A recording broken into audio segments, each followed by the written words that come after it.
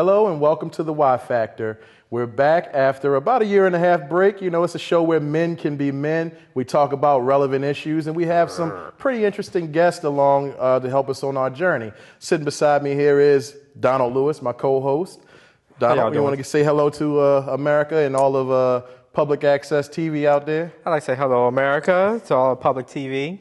Thank you for letting me entertain you tonight. Hey, we're going to get started with 8 1 to 1.5 minute topics. All right. Our first one is Donald Trump for president. What do you think of that?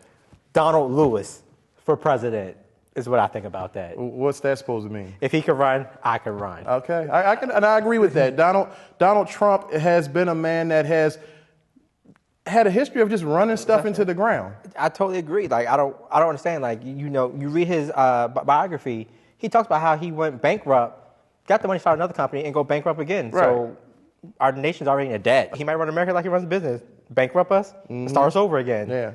So I mean, I don't know. Like that seems to work for him. Maybe he thinks it'll work for being the president. Maybe that's his plan, to get in, completely bankrupt us. I wouldn't be mad about that because I started with my credit. Hey, you know we need good credit.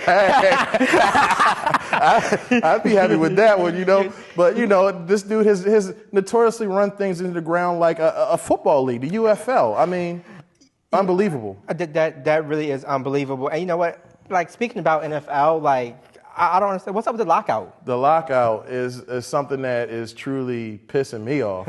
And, you know, I say that loosely. I say that as a fan. The word fan stands for fanatic. Right. People often forget that, you know. Definitely. So, and me as a fan of the NFL, you know, I have a relationship with a few players. And, you know, it's going to be a rough, right now, I would be excited about the draft. Right. I am not excited about the draft because I know they're going to pick these kids, and there's a really good chance they won't play football this year. So it doesn't matter who we get, you know, to me. Right. So I think it sucks. Like you're a fan. I'm not a big sports, person, but like in my mind, I can't grasp the fact that it's a lockout over pay. Let me tell you, last year I made $36,000. Give me a chance and the skills that I had to play football for $5 million. You can lock me out. Yeah. I'll play for $2.5 million. Right. I can still afford more than what the average American can. But I know it's entertainment. They get paid for it, so it is what it is. Speaking of getting paid for what you love, M. Night Shyamalan. This man there's an internet craze going on right now. Big-time director, The Sixth Sense, Oscar-winning movie, The Sixth Sense. Yes. Came out of the gate strong. His last 12, not so good. And the internet is crying out for him to go back to school, so much so that they've started a fund.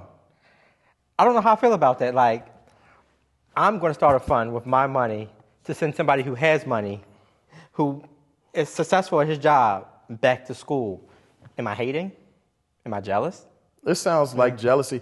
But you got to look at the critics and the viewers' point of view. These are people that are paying now upwards of $14 for one movie ticket. You're right. To go see something that sucks. Well, I don't know. I wish him good luck in his career, his success. If they willing to pay for him, if I was him, I'll take your money. I just think he needs that one good film to restart his career, you know. And speaking of restarting a career, the Braxtons. The Braxtons are coming back strong. Now, what are your thoughts on their new reality show on the We Network? You know what? I'm excited for it. I'll tell you why I'm excited for the show. Because pretty much reality TV has replaced sitcom. So pretty much, I want to see, how scripted is it? How detailed is it?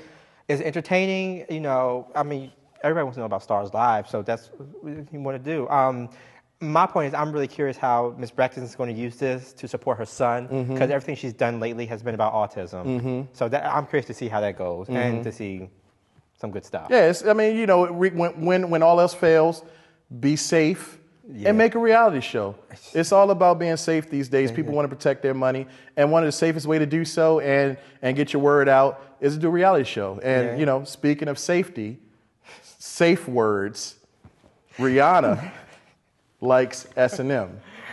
When you deal with S&M, for what I hear, you need a safe word. Brown was a match then. So What do you think about Rihanna and her? You know, she's a good girl gone bad that remains to be. She's good at being bad, and people like it. People do like it.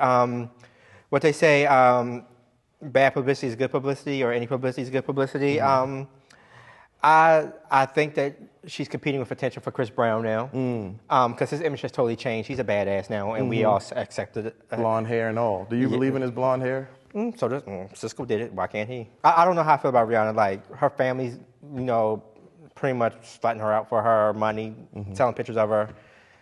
She's just going through a rough time. I hope she could. Rough time? She making like $50 million. They said this chick has been out since 2002, and she's already sold 60 million records. Oh. That is unbelievable. I take my statement back. That is, she's not having a rough time. She is good at being a victim. The victim, to me. You know what? She uses her victimization to sell herself and to sell her records, and then she lets it out there that she likes to be spanked on the ass with a whip every now and then. That's what we want. That's all good, but blah blah blah. Cry roots on somebody else for me. That's all I'm saying. I like her. I think she's a talent, but sell it with your talent. Right. So think about her talking about S&M. What do you think about these celebrities and their sex tape scandals or? Celebrities and sex tapes. Well, there's a couple out there that I'm not out. I heard recently that there's one with Usher and his ex-wife. I've heard that too. I know there's a picture of his ass on camera and. Jeez. Pretty nice ass. Now, you see, it's like this. It's like this. Apparently, allegedly, he's in the video with a strap on and he's not wearing it. All I can say is there are a lot of gay men out there. They're saying, "I told you so." Point blank. That's all I can say. So that song he got Trading Places, that's got a whole different meaning now. A whole different meaning. Meaning. All right, rolling with the homies right there with that one. So, but I still like Usher. I think he's the only thing. My only issue with Usher, and it comes with his business. He's a little cocky. He's a little cocky. But you got to be cocky to be a celebrity and stay on top. I can understand it. I mean, I don't think he's over the top with it, but you could definitely see an aura. I mean, he does have the arrogance, the aura about him. But once again, I mean, he stayed on top for 10 years. Yeah. Stayed on top with all his dancing and everything. Speaking of dancing with the stars. So, I was a little upset. I haven't watched Dancing with the Stars this season because of what happened to Brandy last season, and I'm still kind of hurt about that because she should have been one of the finalists instead of who stayed. I can't remember because they weren't that important. So, but this year it seems pretty good. What do you think about it? I know. I really have. I've tuned into some of the shows. Okay. It's not my type of show. Obviously, anybody that knows me knows that if I'm watching Dancing with the Stars, it's probably to bash it. Or your wife making you watch it? No. She don't. I don't get paid to watch it. It's just. Okay. I just, if I'm like this season, I'm watching it just because I don't like Hines Ward because he's Pittsburgh Steelers and we Baltimoreans. So that's a natural hate. You want to see him fail? Yeah, but he's not. That's the thing. Athletes never fail on that show. You know what? I think you're right about that. Yeah, they don't. Deion Sanders was on there, right? They're always in the top. No, not yet. But they're always in the top 3, top 4 of that show. And that's the reason why I watch the show, just to see what I haven't seen. But Kirstie Alley and Wendy Williams, not Wendell Williams. Wendy, I think you meant Wendell. Wendy Williams. Those two really, Wendy just got kicked off. She did. But Kirstie Alley really intrigues me on that show because her shoe fell off. Her shoe fell off. Allegedly, the guy said he twisted his knee. Well, she's kind of big. She shouldn't be sitting on him. It looked like she twisted it when he went for a lift. So Kirstie ain't no small chick no more. Whatever. She intrigues me. I like her ever since Cheers. A couple of movies she's been in. She's been Look Who's Talking. Right. Kirstie Alley is Kirstie Alley. She's always going to be one of these fun-loving people. And Dancing with the Stars is truly bringing that out of her. I agree with you on that. I definitely agree, and I think she's going to be great. All right. So we're closing now, and we will be right back with our first guest, Odell Richardson Jr., to talk about his book, The Long Way Home, The Testimony. Oh, look at that. What are you, wiping the windows? Yeah. Oh, look at that. That's nice and shiny.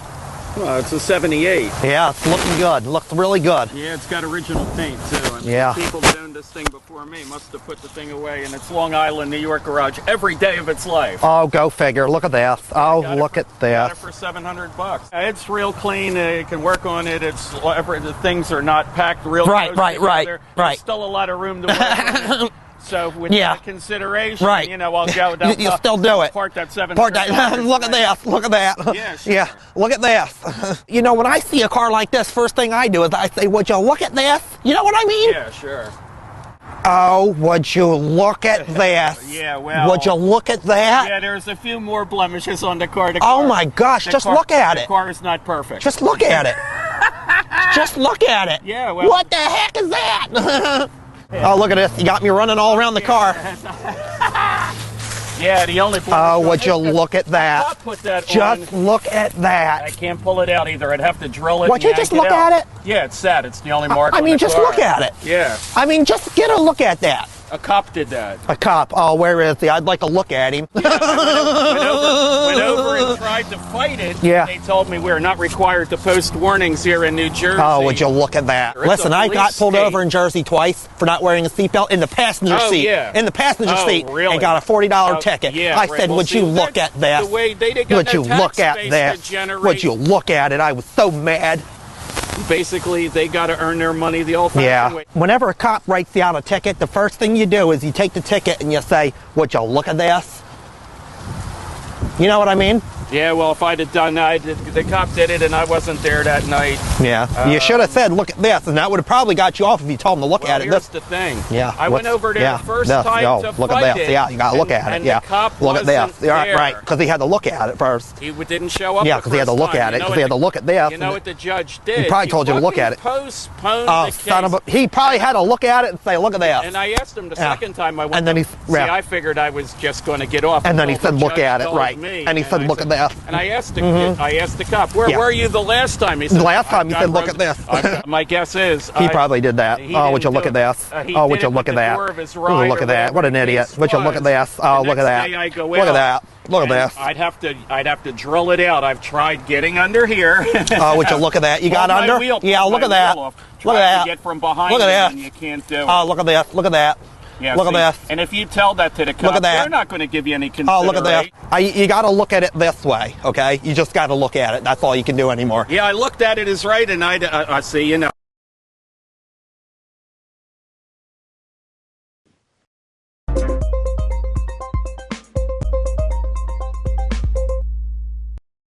Welcome back to the Y Factor. We are sitting here right now with a very distinguished guest, man I've known for about a year now, Mr. Odell Richardson Jr.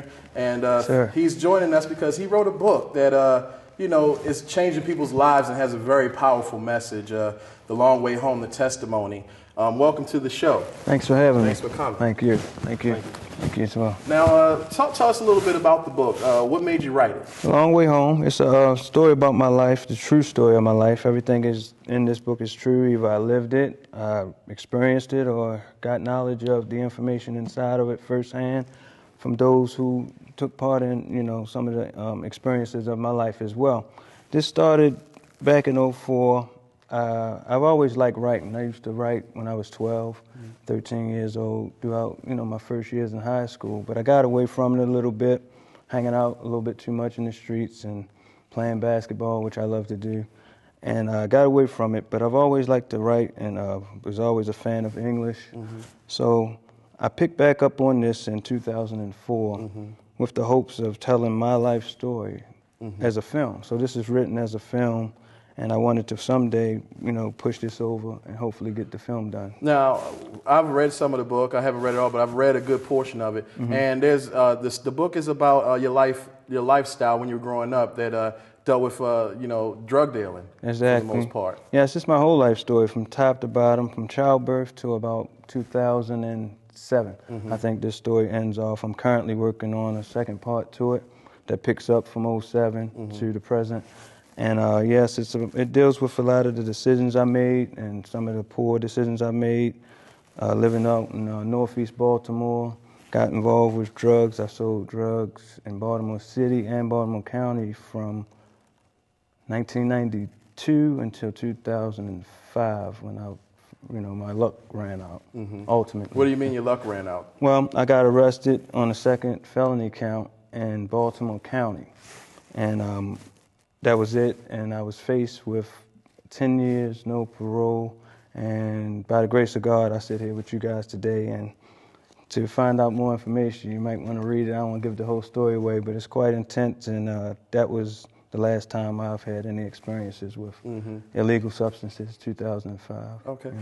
Now, being as though it is your life story from top to bottom, there's some people in that book that, are they loosely based or are they actual names of characters? Well, all of the names have been changed, with the exception of my own. All the names have been changed, but all of the characters are true characters, just with fictionalized names.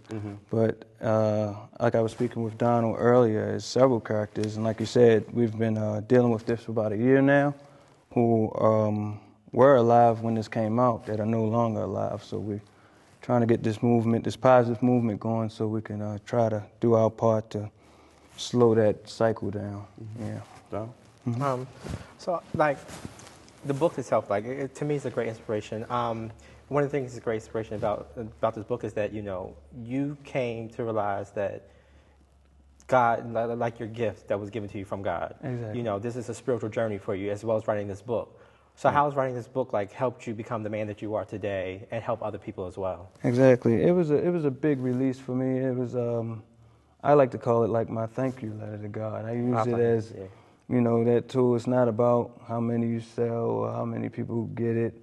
It's just about my way of saying to God that those 13, 14 years out there, I'm going to turn that negative into a positive and try to help it, help like other people. You know what I mean? Yeah. So I really feel like, the victory is already done because it's a tool that will be here long after I'm gone. Yes. What are you doing to make sure the book reaches more than just Baltimoreans or Marylanders? What are you doing to push it? What's going on? Well, Facebook has been big, and it's big for everybody, but it's been big for me as well. You guys have been great. Shows like this, I'm actually contacting all the radio stations. I got some people out in New York that's affiliated with Russell Simmons that's taking a look at it. So I've been really just, like you say, when you're dealing with self-published situation, it's just about bumping, grinding, and putting a lot of energy and focus into it yourself until somebody picks up on it. But everybody that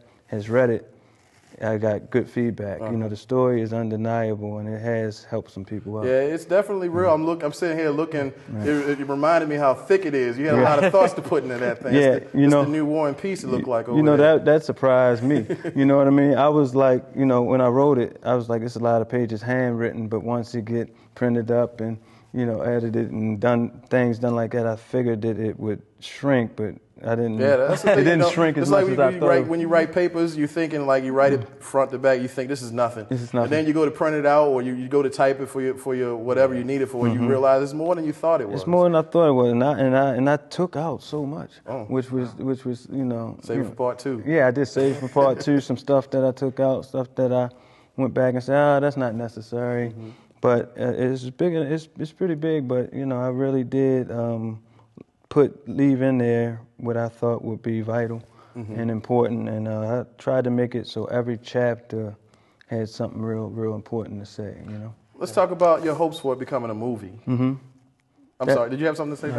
Go ahead. I just want to know, like, because this book is such a great thing and can be such a blessing to many, to others out there. What was that moment for you that changed your life from what you used to be to who you are now? Like, what was the defining moment?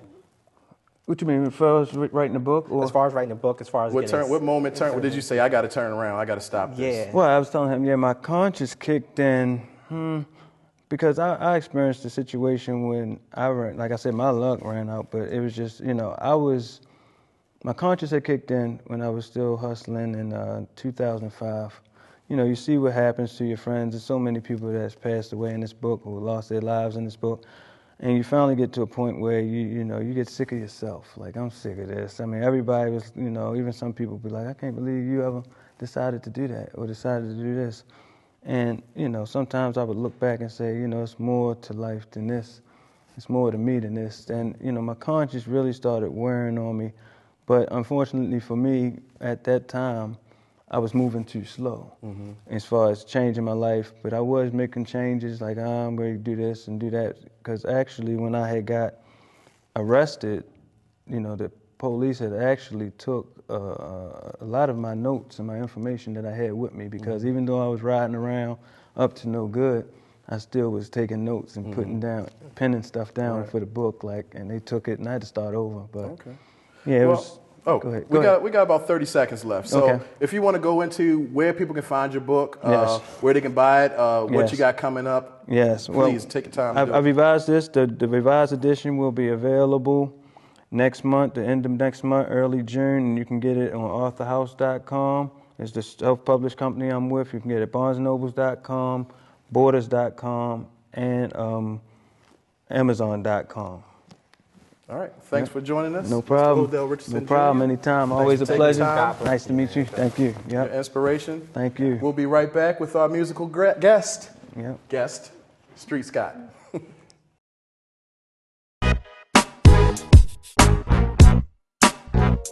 I'm going to get back to work. Nice way meeting you. I'm sure that I'll see you again. All right. Thanks. All right. Glenn, piece toast? No, thank you. So how you doing? Good. So you live now, you rent somewhere right now? Right now? No, right now.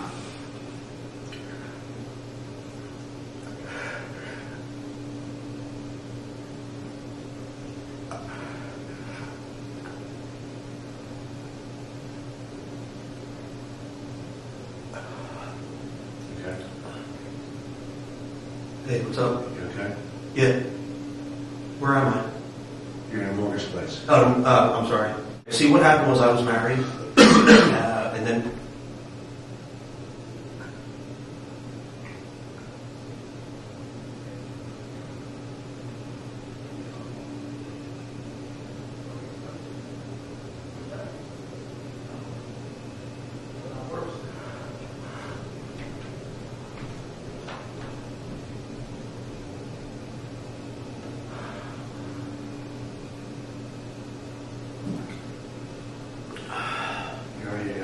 Episodes. What's up? You have any episodes? You okay? Episodes? What do you mean?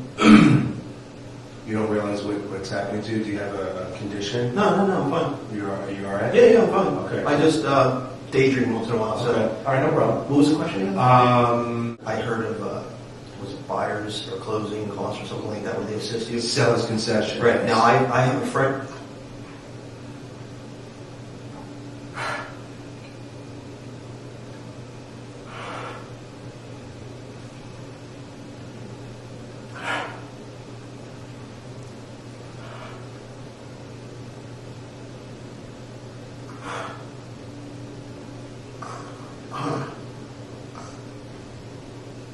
You ready?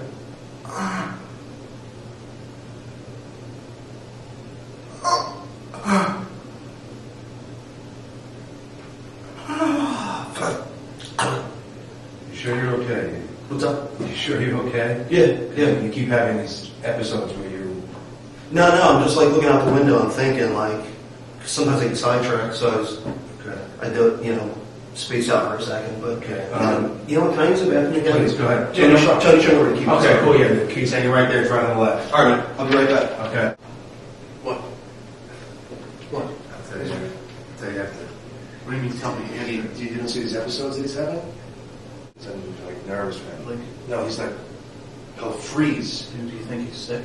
Like, I don't know, I keep saying it. I'm like, are you all right? He's like, yeah, what's the matter? What'd you ask me? He doesn't remember.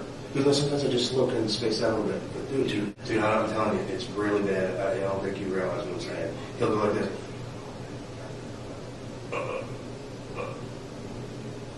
For like 30 seconds. And then I'll snap out of it. I go, you okay? 3.5% on an FHA purchase. So I'm going to assume, because he doesn't have a lot of money to put down, I'm going to assume it's FHA. That's like $7,000. He says he has $3,000 What's now. wrong with this guy? Who? What are you guys doing? See the box over there?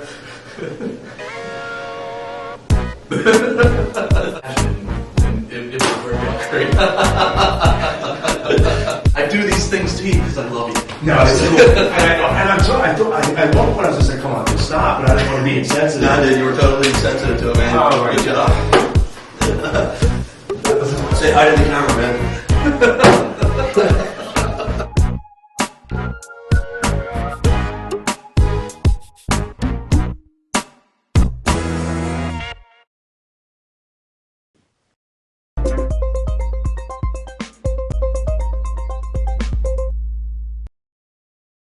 Hello and welcome back to the Y Factor. We are sitting here with our musical guest, Mr. Street Scott. Thank you for joining us this evening. No problem. Donald Lewis over there. I had to have you on, man. Yeah. I heard the song Rocket Man, and I just loved it. I liked the song a lot. I liked that it was just showed a different level. You know, I've known you for probably about 6 months now. Yeah, it's been a little bit. And you know, there's just a different sound for me from you. Yes, thank you. You know, so I'm gonna start off. Who is Street Scott? Well, Street Scott. I am a producer, a writer, rapper. I hate the word rapper, even though people use it so loosely, but a rapper. And anything music, all things music. Mm-hmm. That's all it is. That's all it is. Now, like I said earlier, what I like about you is like what you just said there. You are multifaceted. You know, I didn't know you rapped. I just happened to see you one night down at Club Reality. And it was a song where you didn't even sing, you just rapped. You know, and I was surprised to see that. Oh, yeah. You know, because I just known you as a singer from Billy Live's video, If You Ain't Happy. Yeah, that's so, you know, it was a surprise to hear you rapping as well. Where have you worked other than Baltimore? I have produced for a lot of industry artists such as Jim Jones, Jadakiss, Max B, a lot of Dipset work, and a couple other people here and there, but it's just been a process of just trying to find yourself and find where you are. And a producer was a good calling for me, but I have to have my hands in everything, and producing just wasn't good enough. So now that you're back, do you like working here with the local talent more so than you did working with the bigger names? Yes, very much so. Like working on the local level is more, I don't want to say family oriented, but you get to be more with the people. As far as those industry names go, it's hit and miss, touch and go. Like you can see a person and in 7 months you'll never see them again. You know what I'm saying? And locally, I could always run into anybody. Anybody, anything you need, that network is there. Those people, I get to touch their hearts a little bit more personally, and that's always what I aim for. I just want to be more personal with you. That way they remember you a little longer. You know, because they see you on TV real quick and that's it. But here, you see me shopping at the supermarket, anything, anywhere. You're everywhere. Everything that I go to, you know, I've become a recent supporter of everything from I Vote Maryland to shows at Club Reality, and anybody that know me knows it's hard to get me out the house. I don't like to leave the house, you know. I don't know, I'm seeing you a lot lately. Yeah, you see me a lot. My old football coach said nothing good happened after midnight, and that's true. That's true. So to get me out the house is something special. Yeah. So I must like what I see. And every time I come to one of you guys' show, I enjoy it, you know, especially when you guys hit the stage, Billy. You know, this past Thursday night you had a show, and it was a good show. Yeah, and thank you for hanging out the whole time. Oh, yeah. That was a pretty late show. I was there the whole time. That was pretty late. And everything, I was there the whole time. That's pretty big. Thanks, man. Yeah, I appreciate Donald? I'm just curious, like, because you said that you produced before, and now that, you know, you also sing and perform, what do you love more? Like, what's... Tough one. I'm going to tell you producing. Okay. Only because a producer, you're so involved with everything with the record. Like the artist, you just putting your voice on the track, and that's it. That's pretty much your part, and you're done. Me, I even supply you with the hook. You getting the melody, the arrangement, and all that. I think that's my compulsion is to have to be all the way into something, all the way. Tell us about Rocket Man, your Rocket latest single. Rocket Man, well, first and foremost, Rocket Man is not even an actual like real song. It's like a instrumental freestyle, something like that. But it just happened to work out for me. I recorded that about a year and some change ago, and I was just sitting on it when I first started working on my new CD, and I just decided like, let me just put the song out, see what happens. And you know, just to actually reiterate, it was when you said that I sing a lot, you know, people meet me as a singer, and no matter what I do, it seems like rapping always gets overlooked. Like, yeah, he made beats, but rapping, all right, whatever. He sings, that's great, rapping, whatever. So I just really felt like I needed to prove that, all right, I can rap. Like, don't forget that. So I think Rocket Man was kind of just me riding the beat and just kind of, you just get a feel like, all right, he can do it. So I'm winning everybody over now. It's been a good fight, and I'm winning now, finally. Where do you see yourself going from Baltimore? I mean, Yeah. you see yourself branching back out? Oh, definitely. But not on that signed industry level. I would rather just building up a nice fan base and just living my life doing shows, just getting paid off for shows, because contracts are like jail now, and I'm not a criminal. I don't need to be in jail. Right. So, just make this music, get these fans up, and just keep making music, because I have a family at home, and I just want to be able to be with them when I feel like it, when I want to. Right. Not when you have to be gone for a year and that's that. Right, exactly. And that's pretty much impossible to do, Yeah. be with the family when, you're on tour all the time. Yeah, all the time. In this day and age of this game, we have the internet, which is just helping me present myself further. Like how you were able to hear Rocket Man, Right, as opposed to, I would have never got played on the radio with that. Right. So, it's definitely ways. So I just want to keep getting these fans up and keep winning people over one at a time every day. So do me a favor. What's when up? you're on stage, try not to. Did you see Lady Gaga's latest fall? I heard about it. She stepped on top of the piano. That was her fault for climbing on piano. I don't want to see you climb on piano. No, that's no. all I'm saying. Everyone right falls once. Everybody's Everybody's gonna get one. This fall I'm gonna was get one, epic. but it's not gonna be off of a piano. No, It's gonna be on my own climbed on feet. top of the piano, and I don't know what happened. The chair gave out or something, but she ended up upside down, and it wasn't one of those ones where she could spring back up. Somebody had to come help her. That was the epic fail. The child was damaged, man. She was damaged. Well, she put that on herself. Yeah, Should be climbing she was things. damaged. So we're going to take a break right now. We're going to set up, and you're going to come back and perform Rocket Man Yes, for us. I will. All righty. All right, we'll be right back.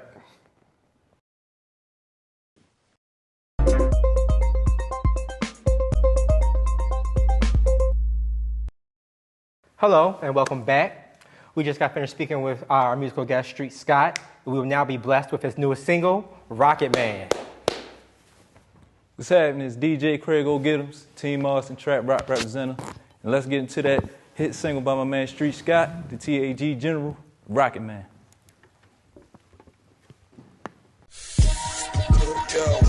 Your boy shining brighter than good morning. So high, I think I'm soaring. iPod in my ear, bumping Peter, John, and Bjornin. I'm caught up in this moment. Please don't blow my high, I'm zoning. There's no competition, so I don't have opponents. My team be snatching queens up. We treat them like they divas, cause the last thing that we need is a hooker or a skeezer. We started out with nothing, we turned that into something. So my shorty take a breather. The only thing I need her to do is okay, roll me up some reefer. In the air, it might be purple, or maybe sour diesel. It don't matter, cause I keep on speaking, shaking like a seizure. The realest nigga in it, don't have my contradictions. Addiction to the money, only make it just to spend it. About to buy, I hate the luggage, cause these niggas be tripping. So I just take a sip and reflect on how I'm winning. I'm a zombie with the style, fresh to death, but I am living. Higher can I get? How much higher can I get? I don't know just what it is, but this feeling is the shit. I'm the Rocket Man. Floating across the galaxy, the Rocket Man. Yes, I blast off, I tell them, lose your mind, trying to get that. You gon' lose your mind, trying to get that. You gon' lose your mind, trying to get that. You gon' lose your mind, trying to get that. Come on. Yo, my style is so exquisite. I should be selling tickets, about to charge niggas a fee just to smoke with me and kick it. The leader of my team, but don't ever get it twisted. All my niggas are the bosses, all we giving is the business. Supers on my ankles, 501s they hang low. Funny how my money's straight, cause it's coming from all angles. Still in the hood with demons, floating the streets like angels. The flow is straight from heaven, trucker on my head like halos. Don't waste my time with haters, cause that don't make it paper. Catch me in the firehouse, playing Sonic on the Sega. So retro from the 80s, no daddy, the streets raise me. I'm a Baltimore rider till I'm dead, pushing up daisies. If you think you effing with me, then you must be mistaken. Waiting for me to fall off, I suggest you pray for patience. Say higher than the pilot, she know it like she psychic. That when I'm back, she gonna get wetter than Poseidon. That is higher can I get? How much higher can I get? I don't know just what it is, but this feeling is the shit. I'm the Rocket Man. Floating across the galaxy, the Rocket Man.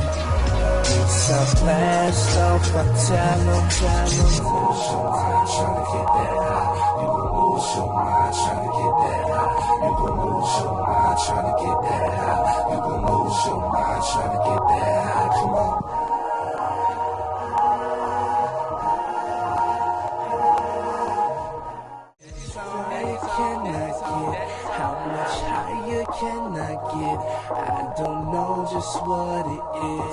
but this feeling is the truth. I'm rocking, moving across the galaxy, rocking. So fast, off my talent. You gon' lose your mind trying to get that high.